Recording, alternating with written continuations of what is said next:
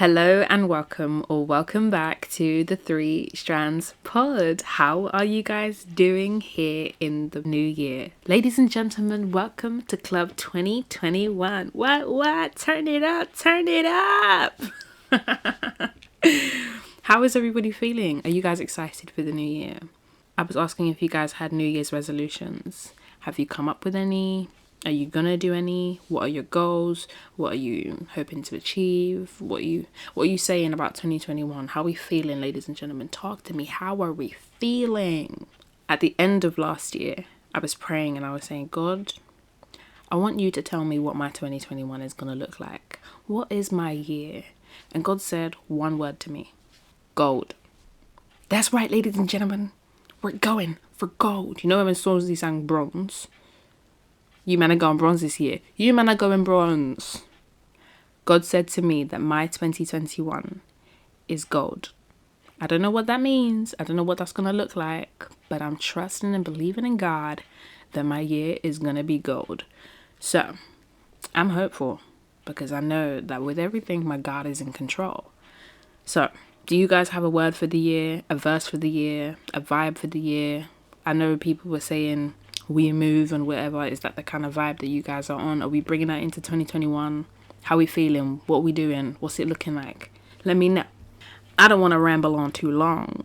For the first time in 2021, without further ado, let's make it do what it do without further ado.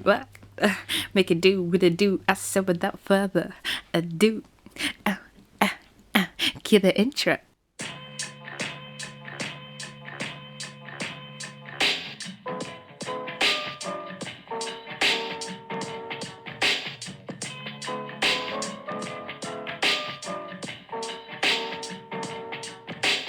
20-something years of age, and life surely ain't about handouts. So I lays my plan out. Hard work is living catered to an hardcore survival. Consider God's blessing from conception to arrival. Now that I'm here, my fears shall decrease. Learn about life, making my way to the east. From 4 square yard struggler, the G's on time. Yo, God, hit me with that introducing.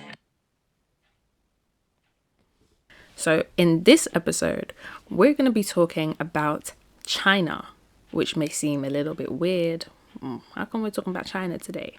Because China is now in Africa. Y'all gonna be thinking, what's she talking about? What's she talking about? What's she talking about? I'm gonna tell you what I'm talking about. China has a hand in Africa. Now, the question I'm trying to answer is China in Africa a form of neo-colonialism? Are we seeing China in Africa as a threat or as an opportunity? Okay, so the origins of this episode are actually found on Twitter. So I was scrolling through Twitter and I saw a tweet that said, "No xenophobia, but I really want the Chinese out of Africa." And it got like a load of retweets and a load of likes and a load of responses and whatever. And so I was looking through, and obviously there were like a mix of responses, a lot of different people feeling different things. There's like a bunch of different views. There were people that were like, yeah, I definitely agree, get the Chinese out of Africa, we don't like it, There were people that were like, oh yeah, get the Chinese out of the Caribbean as well, we don't want them. There were people that were saying, oh, we went from a French Africa to a Chinese Africa. People were saying, oh yeah, this is super xenophobic, People were saying, no, it's not xenophobic, it's anti-neo-colonialism, like load of different things. And I was thinking, what is China doing in Africa right now? Like, what are they really doing? What's really going on? Like, we know that they are there, but what are they doing? Like, what's happening? Because we could just be like, get the Chinese out of Africa now, we need them out yesterday. But we don't have a clue what they're doing. Just because they're the Chinese, or there are Chinese people that are active in different African countries, we want them out. But I was like, what's going on? Like, what's actually happening? Guys, prepare yourselves, because I didn't know any of this was happening before I did any deep research into it. So I'll forgive you if you also didn't know. We're gonna learn some things today. You're gonna learn today. China essentially has two governments. They have the Republic of China, which used to be the mainland, and Taiwan, but is only currently Taiwan. Then there's the People's Republic of China. And so in 1971, the United Nations had to decide which of the two governments is going to represent China, because obviously there can only be one for the United Nations. And so because the US was the main opposition for the People's Republic of China, and they had a strong political and military alliance with the Republic of China government, it was basically the US versus the world in that decision.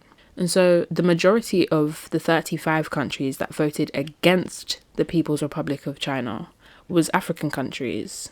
This includes the Central African Republic, Gabon, Liberia, South Africa, and 8 others. So in total, there were 12 African countries that sided with the US. And so we fast forward to 2007, when there was another United Nations meeting, but this was about whether or not they should condemn the human rights situation that was happening in North Korea.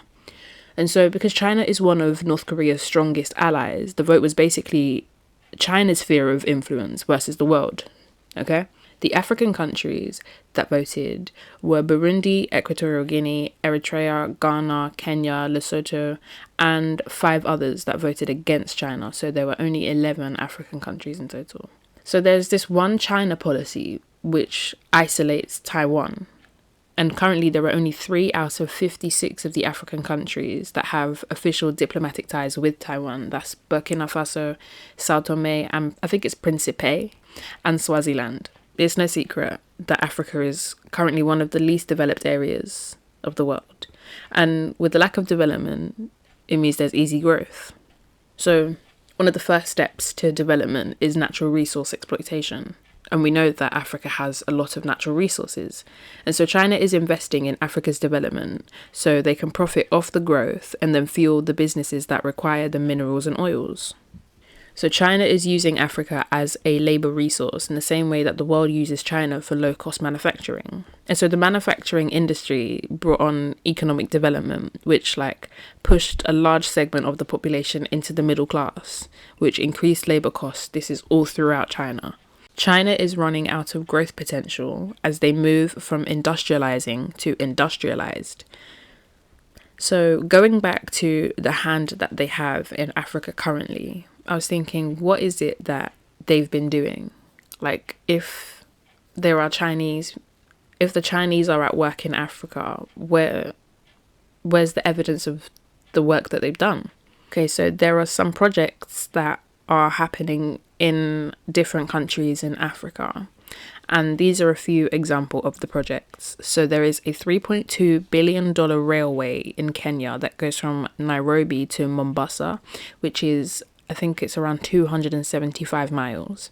There is a $526 million dam in Guinea to provide power because they were having constant power shortages. And with the dam, they were able to make more energy than they need and sell the extra capacity to their neighbours.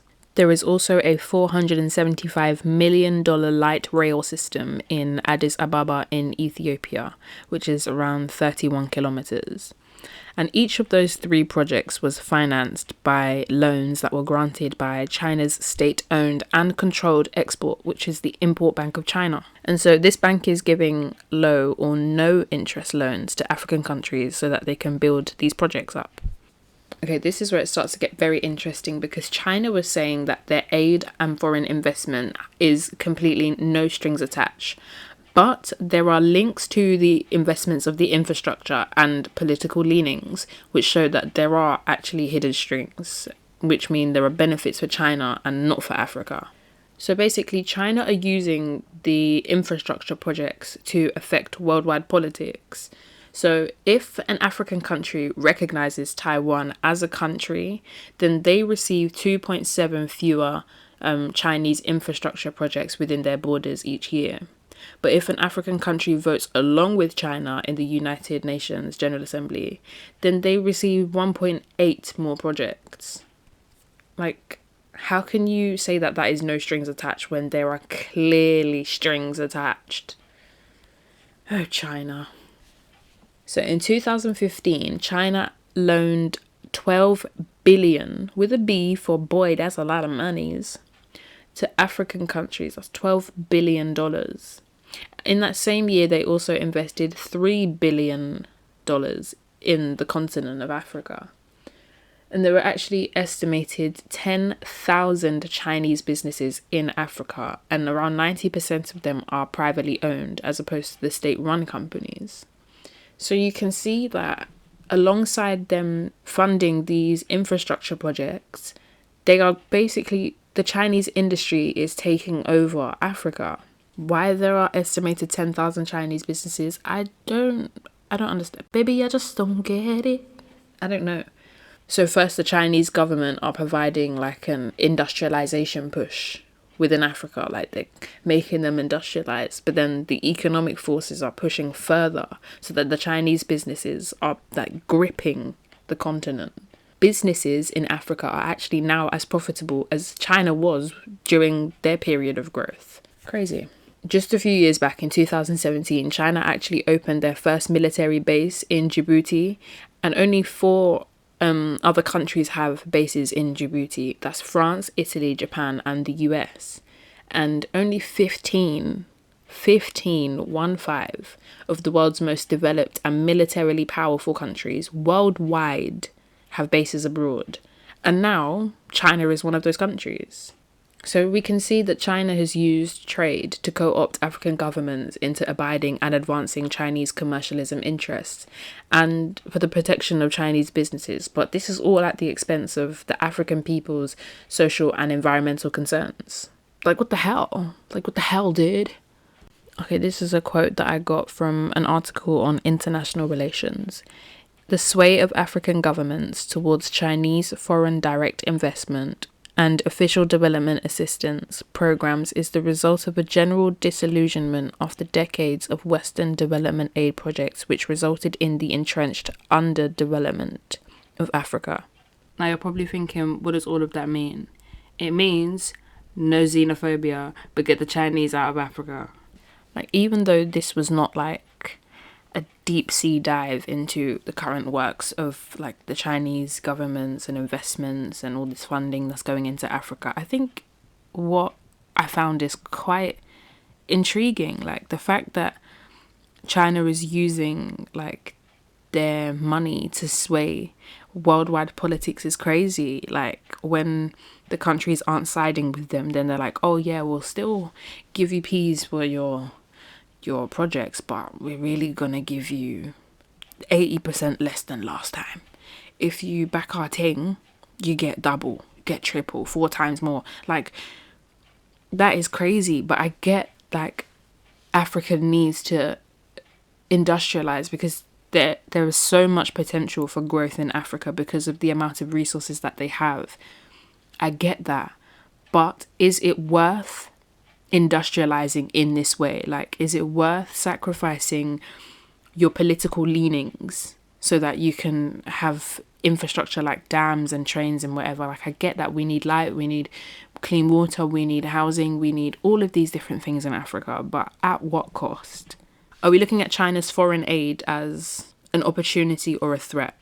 Because Africa is developing. Africa is moving into the industrializing phase, like, which obviously is a bonus. But at what cost are we developing? This is what I think. If China doesn't exploit Africa in the way that they are, someone else is going to come in and exploit Africa. Look at history. Just look at history. What has already happened? Like I said, like someone, to the tweet that started like this whole deep sea dive, where they tweeted no xenophobia, but I really want the Chinese out of Africa. Someone said we went from a French Africa to a Chinese Africa. Like, even looking at all the stuff that France did, which I may do an episode on, just watch this space. Just looking at how different countries, different nations have exploited Africa, it's just crazy. But now that they're industrializing, like they have the dams, they have the electricity, they have the water, they have the trains, all of these different things, I think it's great that it's happening. But like I said, are we looking at this as a threat? Because we know that China is now forcing these countries to lean and side and choose them over whatever or whoever the opposition is. Are we looking at it as a threat, or are we looking at it as, okay, well, sometimes you got to be involved in a little bit of dirt to catch up, basically. Because like I said at the beginning, Africa is very, very underdeveloped, but there is so much space for growth. I don't know. I still don't have an answer to the question. I don't know how I feel. I don't know if China in Africa is neo-colonialism. I don't know. I want to say yes because the political leanings and such, but Africa's getting somewhere. Africa is actually getting somewhere. But at what cost? But at what cost?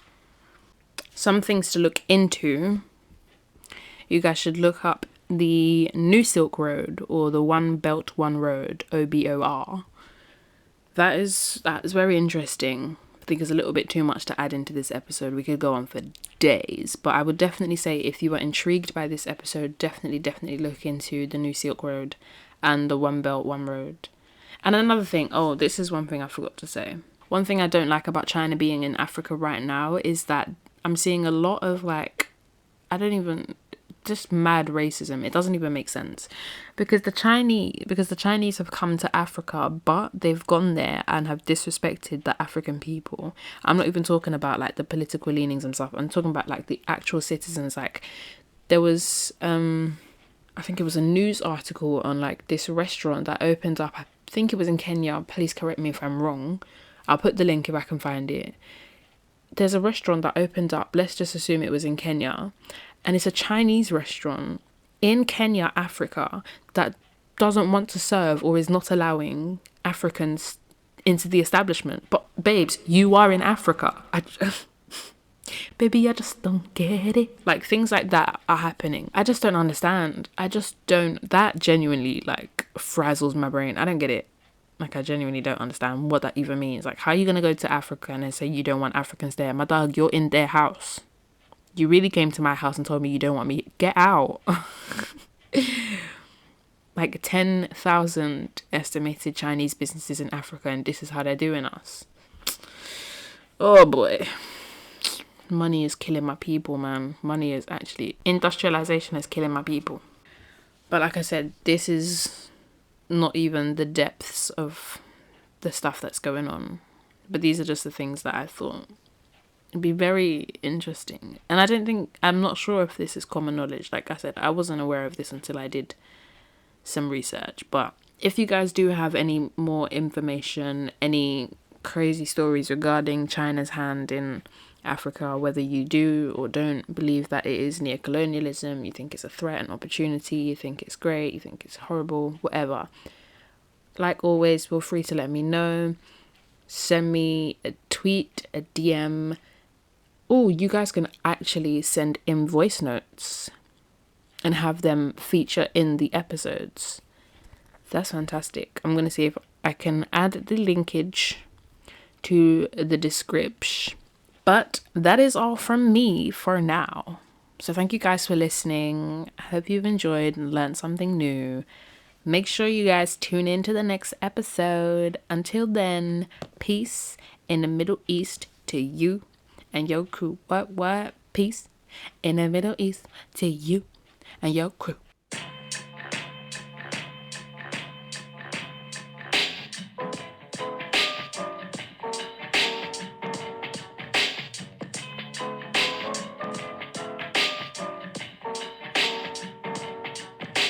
I'm 20-something years of age, and life surely ain't about handouts. So I lays my plan out. Hard work is living catered to in art called survival. Consider God's blessing from conception to arrival. Now that I'm here, my fears shall decrease. Learn about life, making my way to the east. From 4 square yard struggler, the G's on time. Your God hit me with that, bro.